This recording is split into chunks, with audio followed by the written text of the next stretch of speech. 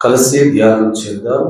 వాక్య ధ్యానం కొరకు కీర్తన గ్రంథం 84వ అధ్యాయం.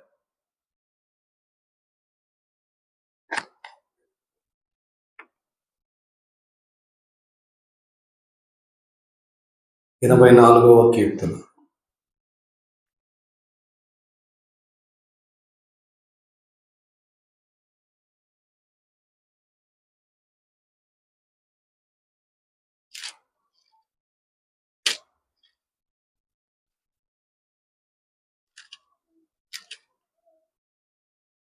ఎనభై నాలుగవ కీర్తన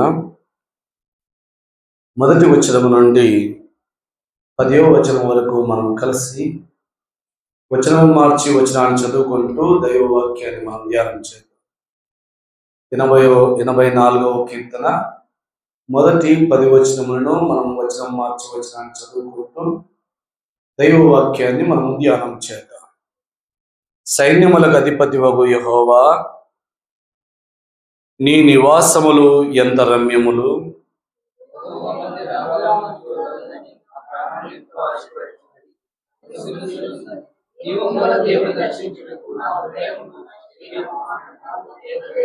సైన్యములకు అధిపతివగు యెహోవా, నా రాజా, నా దేవా, నీ బలిపీఠమునొద్దకే పిచ్చుకలకు నివాసము దొరికెను.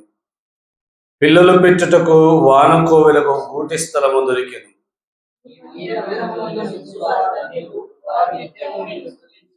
నీ వలన బలమునందు మనుష్యులు ధన్యులు, యాత్ర చేయు మార్గములో వారికి అతి ప్రియములు.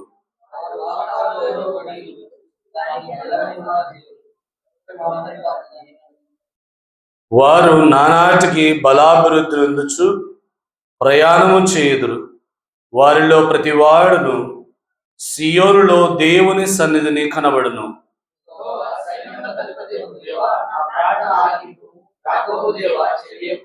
దేవా, మా కేడమ దృష్టించుము. నీవు అభిషేకించిన వాని ముఖమును రక్షింపు.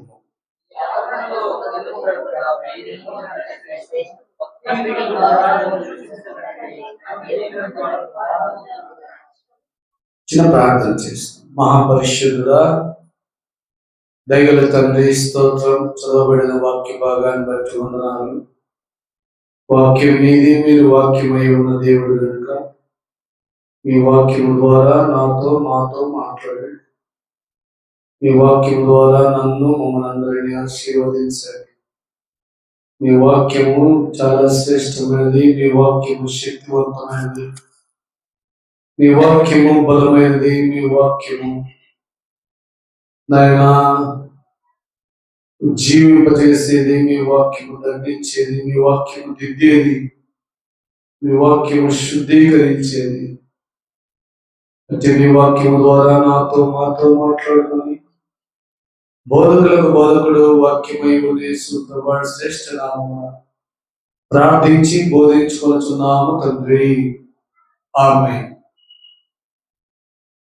చదువుకున్నటువంటి వాక్య భాగంలో దేవుని మందిరావరణములను గురించిన శ్రేష్టతను మరి దావీదులో ఆ భక్తుడు చాలా చక్కగా పాడాడు కీర్తన. దేవుని మందిరావరణములలో, నీ మందిరావరణములందు నివసించు వారు ధన్యులు, వారు నిత్యము నిన్ను స్తుతించుదురు. నీ వలన బలమునందు మనుష్యులు ధన్యులు, యాత్ర చేయు మార్గములో వారికి ప్రియములు. అంత మాత్రమే కాదు, ఆయన దేవుని మందిరములో నివసించు వారి యొక్క బలాభివృద్ధిని గూర్చి గాని, దేవుని మందిరావరణలో నివసించు వారి యొక్క క్షేమాభివృద్ధిని గాని ఆయన క్రింద అనేక సంగతులు వ్రాయించి పెట్టారు. 12వ వచనంలో ఆయన ఒక మాట అన్నారు, సైన్యములకు అధిపతి యెహోవా, నీ యందు నమ్మిక ఉంచువారు ధన్యులు.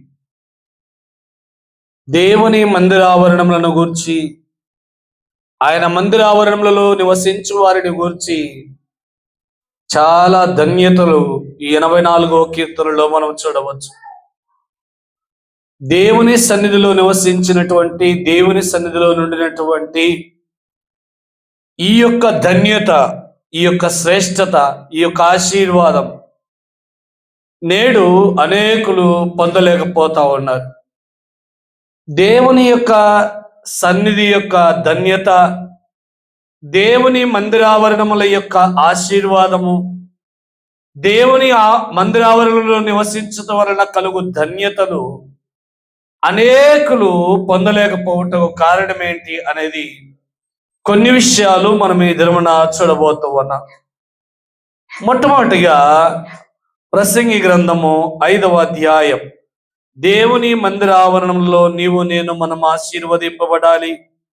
దేవుని మందిరావరణముల యొక్క ధన్యతను నీవు నేను పొందుకోవాలంటే మనకుండవలసినటువంటి కొన్ని గుణలక్షణములను గురించి ధ్యానం చేస్తూ ఆయన సన్నిధిలో ముందుకు సాగిపోదాం. ప్రసంగి గ్రంథం 5వ అధ్యాయము మొదటి వచనం. 5వ అధ్యాయము మొదటి వచనం. నీవు దేవుని మందిరమునకు పోవునప్పుడు నీ ప్రవర్తన జాగ్రత్తగా చూచుకొనుము. బుద్ధిహీనులు అర్పించినట్లుగా బలి అర్పించుట కంటే సమీపించి ఆలకించుట శ్రేష్టము. నీవు దేవుని మందిరమునకు వెళ్ళినప్పుడు మన ప్రవర్తన ఏం చేసుకోవాలంట? జాగ్రత్తగా చూసుకోవాలంట. బుద్ధిహీనులు అర్పించినట్టుగా కానుకలు అర్పిస్తా ఉన్నారు, బలులు అర్పిస్తా ఉన్నారు, ఇంకా శ్రేష్టమైనవి ఎన్నో దేవుని సన్నిధికి తీసుకొస్తున్నారు, కానీ ప్రాముఖ్యమైన విషయాన్ని విడిచిపెట్టేస్తా ఉన్నారు. ప్రసంగి 5 మొదటి వచనంలో ఆయన అన్నాడు, నీవు దేవుని మందిరమునకు వెళ్ళినప్పుడు మొట్టమొదటిగా ఏం చూసుకోవాలి? మన ప్రవర్తన జాగ్రత్తగా చూసుకోవాలి. మన ప్రవర్తన ఎలాగుంది, మన నడవడి ఎలాగుంది, దేవుని దృష్టికి, దేవుని సన్నిధికి యోగ్యమైనదిగా ఉన్నదా లేదా అనే విషయాన్ని మనము సరిచూసుకోవాల్సినటువంటి బాధ్యత మన మీద ఉంది. పూర్వము మోషే నిర్మించినటువంటి ఆ దేవుని మందసము అతి పరిశుద్ధ స్థలంలో ఉండినప్పుడు ప్రధాన యాజకుడు సంవత్సరానికి ఒకసారి బలిపశువు యొక్క రక్తాన్ని చేతబట్టుకొని ఆ అతి పరిశుద్ధ స్థలంలోనికి వెళ్ళేటువంటి వాడు.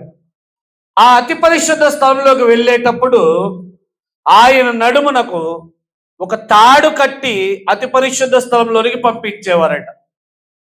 ఈ నడుమునకు ఎందుకు తాడు కడతారో తెలుసా? ఒకవేళ ఈ ప్రధాన యాజకుని ప్రవర్తన సహితము దేవునికి ఇష్టమైనదిగా లేకపోతే, అయోగ్యమైనదిగా ఉంటే వాడు ఆ అతి పరిశుద్ధ స్థలములోనే ప్రాణం కోల్పోయేటువంటి అవకాశం ఉంటుంది అన్నమాట.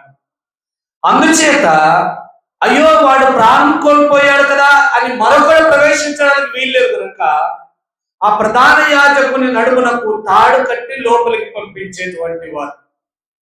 అంతగా ఆయన తనను తాను సిద్ధపరుచుకునేటువంటి వాడు దేవుని అతి పరిశుద్ధ స్థలంలోకి వెళ్లే ముందు.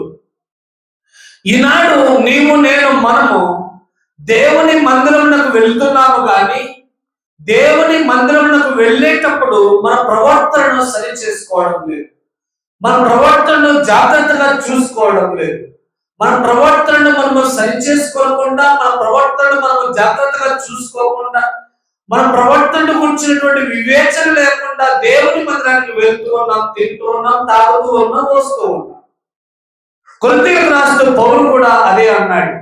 అనేకులు ప్రభువు శరీరం అని వివేచింపక తిని త్రాగి ఏమైపోయారట? అనేకులు రోగులైపోయి, అనేకులు నాశనం అయిపోయి అని కూడా అక్కడ రాయబడి ఉంటుంది. ప్రభువు శరీరం అని వివేచింపక తిని త్రాగినటువంటి వారి గతి అలా ఉంది. మరి నీవు నేను ప్రభువు శరీరం అని వివేచింపక ప్రభువు యొక్క శరీరము రక్తములో పాల్పంపులు పొందుతున్నామని వివేచన లేకుండా నీ ప్రవర్తన నా ప్రవర్తన మన ప్రవర్తనను మనము సరి చేసుకోకుండా, జాగ్రత్త పడుకోకుండా దేవుని మందిరాలలోకి వస్తూ ఉన్నాం, గడుపుతూ ఉన్నాం, వెళ్ళిపోతూ ఉన్నాం. తద్వారా దేవుని మందిరావరణంలో అనేకులు ఆశీర్వదింపబడలేకపోతూ ఉన్నారు. దేవుని మందిరావరణంలో ఉన్నటువంటి ధన్యతను అనేకులు కోల్పోతూ ఉన్నారు. కాబట్టి ఒక వ్యక్తి దేవుని మందిరావరణంలో లభించేటువంటి ధన్యతలు, ఒక వ్యక్తి దేవుని మందిరావరణముల వలన కలుగుతున్నటువంటి ఆ ధన్యత, ఆ ఆశీర్వాదము, ఆ దైవ కృపను పొందుకోవాలంటే మొట్టమొదటిగా వాడు ఏం చేయాలంటే వారి ప్రవర్తనను సరిచూసుకోవాలి, జాగ్రత్తగా చూసుకోవాలి. రెండవదిగా ఆయన 5వ అధ్యాయం 1వ వచనంలోనే ఆయన అన్నాడు, బుద్ధిహీనులు అర్పించినట్టుగా దేవుని మందిరావరణలకు వెళ్తూ ఉన్నారు, దేవుని సన్నిధిలో గడుపుతూ ఉన్నారు, దేవుని సన్నిధిలో ఆనందిస్తూ ఉన్నారు. బుద్ధిహీనులు అర్పించినట్టుగా అర్పణలు అర్పించి ఏం చేస్తా ఉన్నారు? మళ్ళీ తిరిగి వచ్చేస్తాం. బుద్ధిహీనులు అర్పించినట్టుగా ఆ అర్పణములను, ఆ బలులను అర్పించడం కంటే సమీపించి ఆలకించుట శ్రేష్ఠ. దేవుని మందిరావరణంలోకి అనేకులు వస్తూ ఉన్నారు, తమ ప్రవర్తన సరిచేసుకోకుండానే వస్తూ ఉన్నారు. రెండవదిగా అనేకులు చేస్తున్న తప్పిదం ఏమిటంటే దేవుని మందిరావరణంలో విడిపింపబడుతున్నటువంటి, దేవుని మందిరావరణంలో దేవుని సేవకులు మరి బోధించుచున్నటువంటి, దేవుని మందిరావరణంలో దేవుడు ఉద్దేశించినటువంటి దైవ లేఖన వాక్యములను అనేకులు ఆలకించకుండా వెళ్ళిపోతా ఉన్నారు. ఆలకించట్లేదు, వినడం లేదు. ఇది ఒక ఆచారబద్ధంగానో లేదా ఒక సాంప్రదాయబద్ధంగానో తీసుకుంటున్నారు కానీ దేవుని వాక్యము నాతోనే మాట్లాడుతూ ఉన్నది, దేవుడు నాతోనే మాట్లాడుతున్నాడు, నేను ఆలకించాలి కదా అనే మనస్సు. బాలుడైన సమూయేలు దేవుని మందిరావరణంలో ఉన్నప్పుడు బాలుడైన సమూయేలును దేవుడు పిలిచాడు. సమూయేలు సమూయేలు అని 3 సార్లు పిలిస్తే వెళ్ళి యజమానుడైన ఏలి యొద్దకు వెళ్ళాడు. ఏలి 3 సార్లు ఏలి యొద్దకు వెళ్ళగా ఏలి గమనించి, నాయనా ఈసారి ఎవరైనా నిన్ను పిలిస్తే చిత్తం ప్రభువా, నీ దాసుడు ఆలకించుచున్నాడను. అతడు ఏం చెప్తాడో ఆ విషయము పోకుండా నాతో చెప్పాలని ఏలి ఆజ్ఞాపించాడు. దేవుడు పిలిచాడు, దేవుడు మాట్లాడాడు దేవుడి సన్నిధిలో సమూయేలుతో. సమూయేలు సమూయేలు అని పిలువగా బాలుడు కనుక గ్రహించలేకపోయాడు. ఎప్పుడైతే ఏలి విషయాన్ని చెప్పాడో అప్పుడు గ్రహించి సమూయేలు అన్నాడు, చిత్తం ప్రభువా, నీ దాసుడు ఆలకించుచున్నాడు, సెలవిమ్మని అడిగాడు. నేను దేవుడు మాట్లాడుతూ ఉంటే, దేవుని వాక్యం మాట్లాడుతూ ఉంటే ఆలకించేవారు లేరు. అందుకనే అనేకులు దేవుని మందిరావరణంలో ఉన్నటువంటి ధన్యతను, దేవుని మందిరావరణంలో ఉన్నటువంటి ఆశీర్వాదాన్ని, దేవుని మందిరావరణంలో కలుగుతున్నటువంటి శ్రేష్టతను కోల్పోతా ఉన్నారు.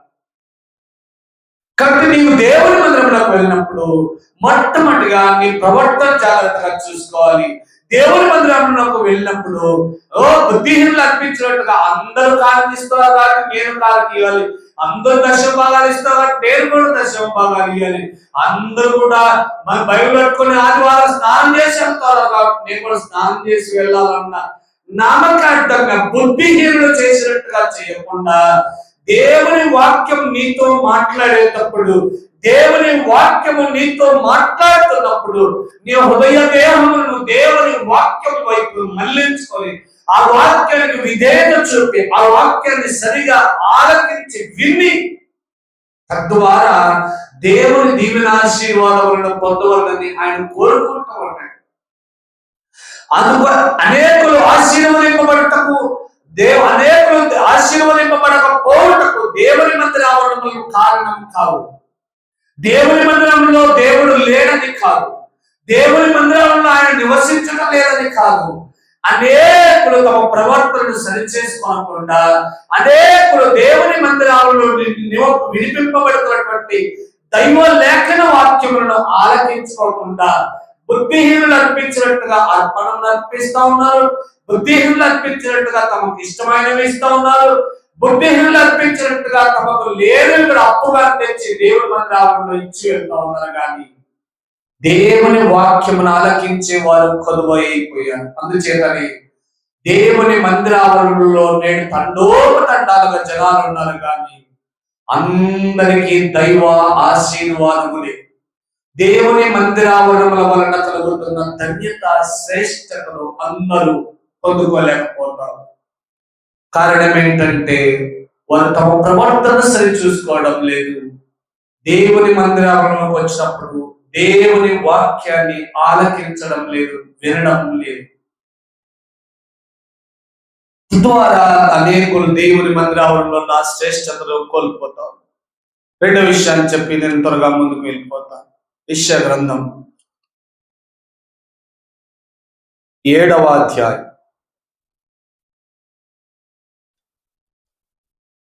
1-3 వచనములు.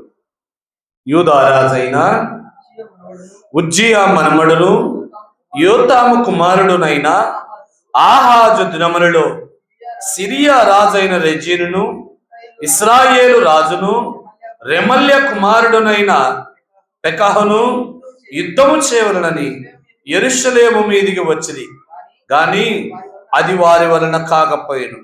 అప్పుడు సిరియనులు ఎఫ్రాయిమీయులను తోడు చేసుకొనిదని దావీదు వంశస్థులకు తెలుపబడగా, గాలికి అడవి చెట్లు కదిలినట్లుగా వారి జనుల హృదయములను కదిలేను. అప్పుడు యెహోవా యెషయాతో ఇలాగ సెలవిచ్చెను, ఆహాజును ఎదుర్కొనుటకును నీవును నీ కుమారుడైన షయర్యాహూబును చాకరేవ మార్గమున పైకోనేటి కాలువ కడకు పోయి అతనితో ఇలాగూ చెప్పము.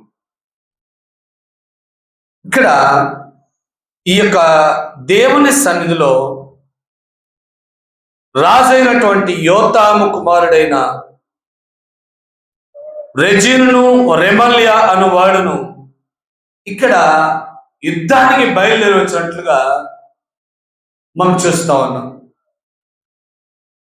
మనం చూసినటువంటి ఈ భాగంలో ఆయన ఒక మాట అన్నారు, ఈ స్థలమందు నేను మిమ్మల్ని నివసింపజేయనట్లు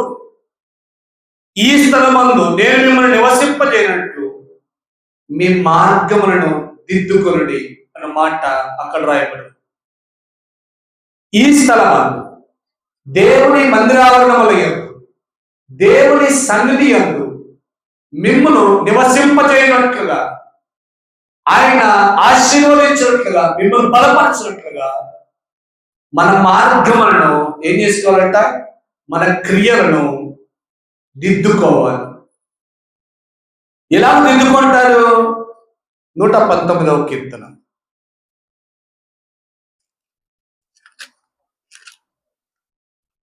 119వ కీర్తన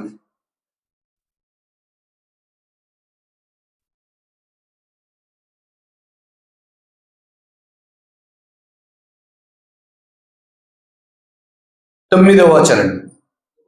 యవనస్తులు దేని చేత తమ నడతను శుద్ధిపరచుకొందురు? నీ వాక్యమును బట్టి దానిని జాగ్రత్తగా చూచుకొనుట చేతనే కదా. ఎట్లా దిద్దుకోవటం మన మార్గాలు? ఇప్పుడు మన మార్గములను, మన ప్రవర్తనను ఎట్లా దిద్దుకోవాలి? దేవుని వాక్యము చేతనే దాన్ని దిద్దుకోవాలి. యవనస్తులు దేని చేత తమ నడతను శుద్ధిపరచుకొందురు? దేని చేత శుద్ధిపరచుకుంటారంట? నీ వాక్యము చేతనే కదా, నీ వాక్యమును ఆలకించడం చేతనే కదా, నీ వాక్యమును శ్రద్ధగా ధ్యానించడం చేతనే కదా అని.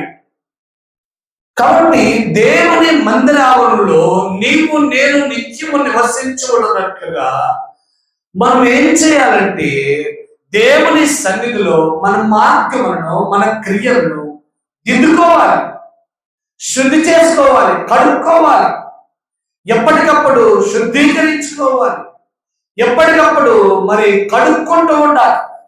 అలాగూ ఎక్కడ శుద్ధి చేసుకోవాలి, అలాగూ ఎక్కడ శుద్ధిపరచుకోవాలంటే, ఎక్కడ శుద్ధిపరచుకోవాలంట? దేవుని వాక్యము చేతనే శుద్ధి చేసుకో.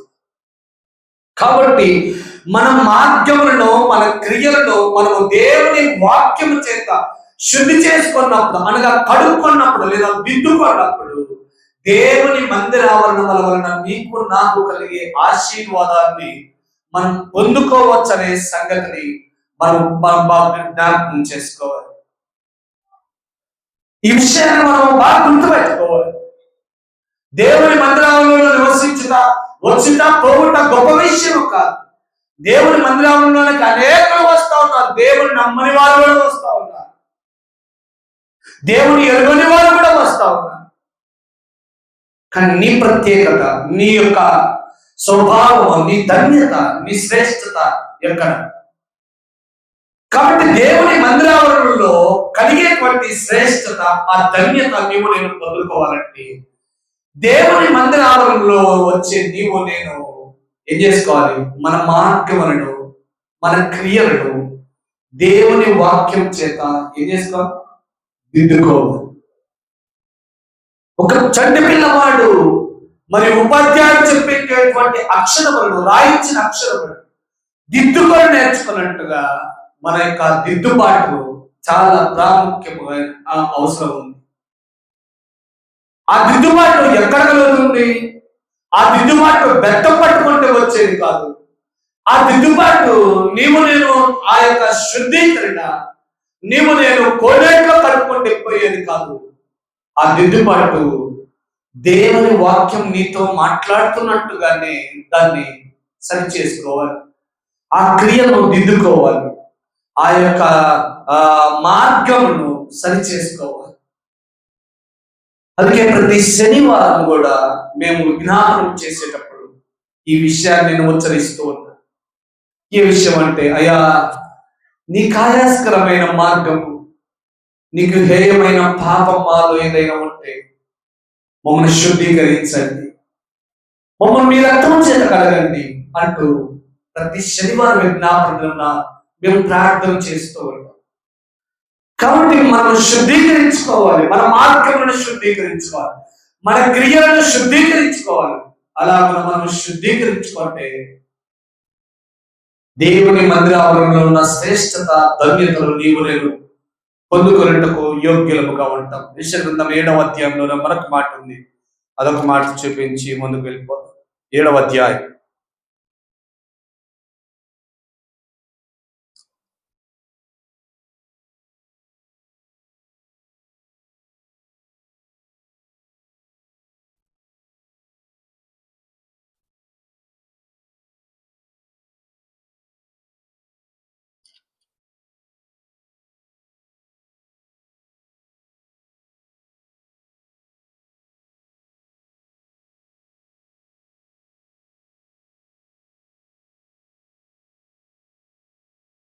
7వ అధ్యాయం 30-31 వచనాలు లేదు.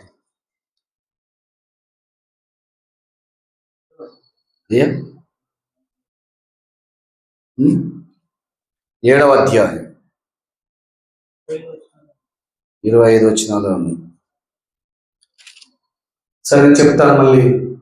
ఈ యెషయా గ్రంథము ఈ యొక్క వాక్యంలో ఏమనంటుందంటే, నా నామము పెట్టబడిన మందిరము అపవిత్రపడినట్లు వారు దానిలో హేయ వస్తువులను ఉంచి ఉన్నారు అని మాట రాయబడి ఉంటుంది.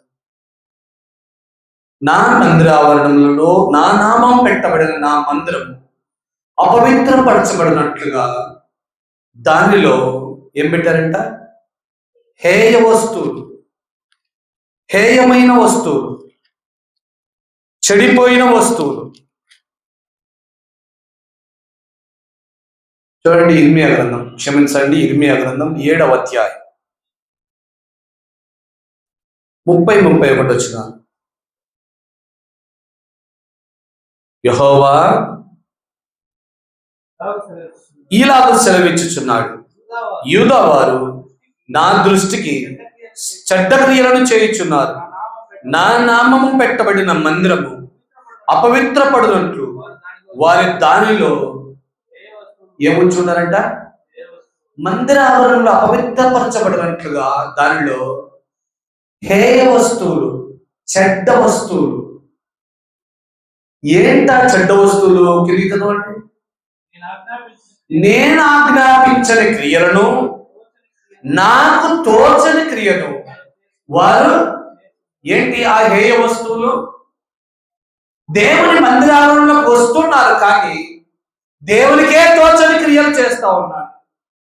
ఆయన ఊహకే అందరి మంది ఎన్నో కార్యాలు చేస్తా ఉన్నారు.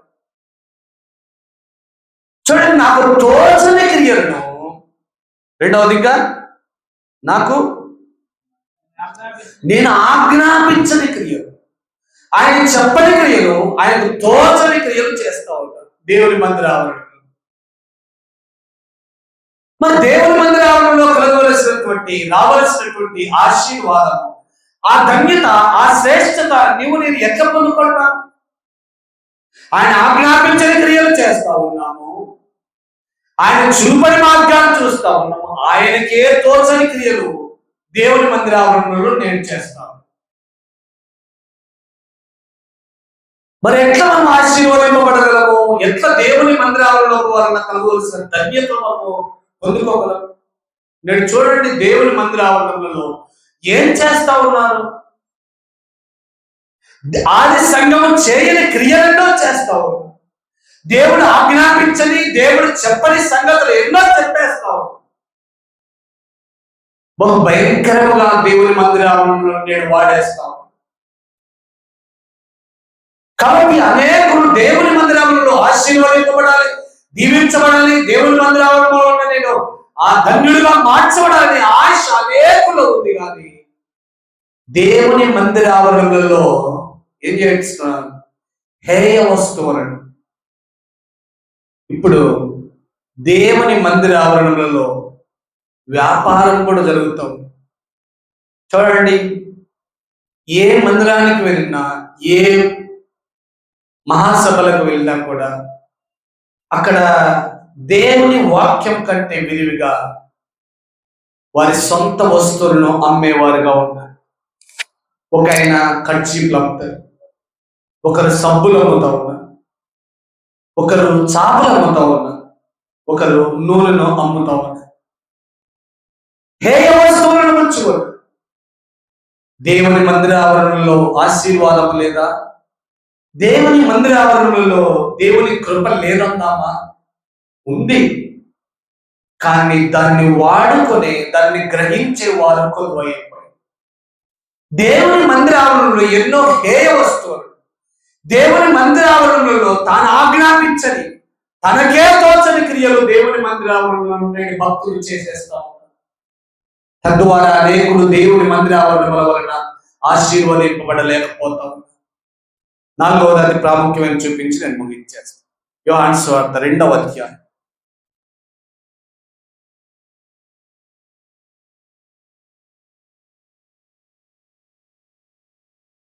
13వ వచనం నుండి 16వ వచనం. యూదుల పస్కా పండుగ సమీపింపగా యేసు యెరూషలేమునకు వెళ్ళి దేవాలయములో ఎడ్లను, గొర్రెలను, పావురములను అమ్మువారును, రూకలు మార్చువారును కూర్చున్నట చూచి త్రాళ్లతో కొరడాలు చేసి గొర్రెలను, ఎడ్లనన్నిటినీ దేవాలయములో నుండి తోలివేసి, రూకలు మార్చువారి రూకలు చల్లివేసి, వారి బల్లలో పడద్రోసి, పావురములమ్ము వారితో వీటిని ఇక్కడి నుండి తీసుకొని పండి, నా తండ్రి ఇల్లు వ్యాపారపు టిల్లుగా చేయకూడని ఏం చేస్తా ఉన్నారంట? వ్యాపారపు టిల్లుగా మార్చేశారు. యేసు ప్రభువారి లోకంలో జన్మించేసరికి సొలొమోను కట్టించిన దేవుని మందిరములో ఏం జరుగుతా ఉందట? ఏం జరుగుతా ఉంది? వ్యాపారం. ఏ వ్యాపారం? రూకలు మార్చే వ్యాపారం, ఎద్దులు మార్చే వ్యాపారం, పావురములమ్మే వ్యాపారం, గొవ్వలమ్మే వ్యాపారం, కొరడాలమ్మే వ్యాపారం, ఇంకా బహుభయంకరమైన వ్యాపారం చేస్తాం. ప్రభువు అదంతా చూసి ఏమన్నారు? నా తండ్రి ఇంటిని వ్యాపారపు టిల్లుగా మార్చేశారు. నా తండ్రి ఇల్లు వ్యాపారపు ఇల్లు కాదయ్యా. నా తండ్రి ఇల్లు మీరు వ్యాపారం చేసుకుని బ్రతికేది కాదు. నా తండ్రి ఇల్లు అనేకులకు ప్రార్థనా మందిరం అనబడను. నా తండ్రి ఇల్లు అనేక అనేకులకు ప్రార్థన మందిరము అనబడును. మత్తయి 18 అన్నాడు, నా మందిరావరణం ఎదుట పాతాళలోక ద్వారములు నిలువలేరు. ఇది శ్రేష్టమైన దేవుని మందిర ఆవరణలో నేనేం చేస్తాను, వ్యాపార పిల్లుగా మార్చేసి యేసు ప్రభువు ఇవన్నీ పడద్రోసి వారందరిని వెళ్ళగొట్టిన తర్వాత ప్రధాన యాజకుడైన కయప యొద్దకు వెళ్ళి వ్యాపారస్తులంతా ఏమన్నారు, ఏమయ్యా, ఆ దేవుని మందిరాన్ని నమ్ముకొని ఎద్దుల వ్యాపారం చేసుకుంటుంటే, పావురముల వ్యాపారం చేసుకుంటుంటే, రుక్కలు మార్చే వ్యాపారం చేసుకుంటుంటే, గువ్వలమ్మే వ్యాపారం చేసుకుంటుంటే, వాడు వచ్చి ఇవన్నీ పడద్రోసి నా మందిరంలో నా తండ్రి ఇంటిని వ్యాపార పిల్లుగా మార్చేశారని వాటిని నేను పడగొట్టి బయటకు పంపించేశాడు. వాడిని ఎలా మనం ఎదుర్కొనేది, వాడిని ఎలాగో సంహరించుమా అని ప్రధాన యాజకుని యొద్దకు వెళ్ళి విచారణ చేసినటువంటి ఈ వ్యాపారస్తులు దేవుని మందిర ఆవరణలో వ్యాపారపు ఇల్లు కాదు. నేడు భక్తులు కూడా దేవునితో వ్యాపారం చేస్తా ఉన్నారు. దేవుని మందిర ఆవరణ, నువ్వు నాకు ఇది చెయ్యి, నేను నీకు ఇది చేస్తాను. నువ్వు నాకు కారి, నేను నీకు ఇది చేస్తాను. నువ్వు నాకు ఇల్లి, నేను నీకు ఇది చేస్తాను. అబ్రహాము ఇలా వ్యాపారం చేసింటే అతన్ని ధనవంతులు చేశాడా దేవుడు? సొలొమోను ఇలా వ్యాపారం చేసింటే అతన్ని భూలోకములోనే జ్ఞానవంతునిగా మార్చాడా దేవుడు? దావీదును గొర్రెలు మేపుకునేవాడిని రాజసింహాసనం మీద కూర్చోబెడితే నన్ను రాజును చేస్తే నీకు ఇది చేస్తా అది చేస్తా అన్నాడా? ఏం చూసి ఆయన రాజును చేశాడు? ఏం చూసి అబ్రహామును ధనవంతులు చేశాడు? ఏం చూసి జ్ఞానం మాత్రమే అడిగిన సొలొమోనును భూలోకంలోని ఐశ్వర్యవంతునిగా చేయగలిగాడు? అయ్యా, నీవు అడుగుతున్నట్టుగా నీవు నాకు ఇది చేస్తే అది చేస్తా, అది చేస్తే ఇది చేస్తా అని వ్యాపారం చేసే మార్గంతో నీ ప్రవర్తనతో, నీ దిద్దుబాటు చర్యలతో, నీవు దేవుని సన్నిధిలో చూపుతున్న విధేయతతో, దేవుని మాటకు నీవు ఇచ్చుతున్న విలువతో దేవుని సన్నిధిలో నీవు ఆశీర్వదింపబడతావు. కానీ వ్యాపారం చేస్తే ఆశీర్వదింపబడదు. దేవుని ఇంటిని వ్యాపారపు ఇల్లుగా మార్చబడి దేవుని ఇల్లు ప్రతి మానవుని ప్రవర్తనను, ప్రతి మానవుని క్రియను, ప్రతి మానవుని యొక్క మార్గములను సరిచేసేది, దిద్దేది, అది పరిశుద్ధపరిచేది, అది ప్రతి మానవుని యొక్క పాపదోషములను కడిగి పరిశుద్ధునిగా మార్చేది. అట్టి దేవుని మందిరాలను వ్యాపారపు ఇల్లుగా మార్చి నేను ఆశీర్వదింపబడుతున్నానులే అని అనుకుంటున్నాను అనేకులు. దేవుని మందిరావరణంలో ఆశీర్వదింపబడాలంటే దేవుని మందిరావరణంలో వ్యాపారం చేయద్దు. నీ ప్రవర్తన దేవునికి ఇష్టమైనప్పుడు నీవు అడుగుని వాటిని కూడా నీకు ఇచ్చేవాడు ఆయన. నీవు ఊహించని వాటిని కూడా నీకు ఇచ్చేవాడు. దావీదు ఏనాడైనా అనుకున్నాడా నేను రాజు అవుతానని? వాళ్ళ తండ్రి కూడా అనుకోలేదు, వాళ్ళ అన్నదమ్ములు కూడా అనుకోలేదు.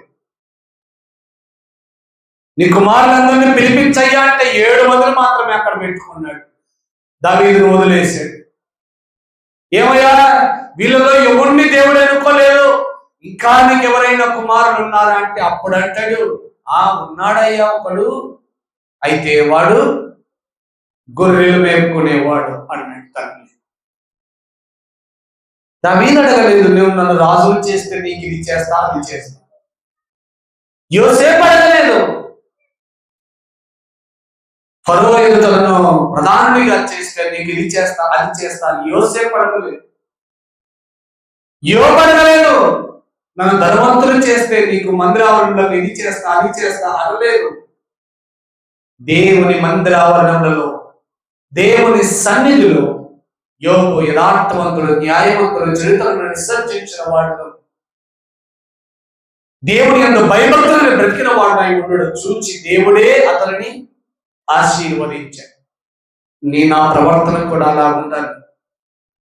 దేవుడే నీ ప్రవర్తన, నీ దిద్దుబాటు చర్యలు, దేవుడే నీ క్రియలను నువ్వు జాగ్రత్తగా చూసుకునడం బట్టి, నీ ప్రవర్తనను జాగ్రత్తగా చూసుకునడం బట్టి ప్రభువే నిన్ను ఆశీర్వదిస్తాడు. దేవుని మందిరంలో అందుకు వ్యాపార నిలయము కానే కాదు. నీ ప్రవర్తన దేవునికి ప్రతికరమైనప్పుడు నీవు అడుగని వాటిని, ఊహించని వాటిని కూడా నీ జీవితంలో దేవుడిచ్చి నిన్ను ఆశీర్వదించేవాడుగా ఉన్నాడు. దేవుడి కొద్ది మాటలను దీవించునుగాక.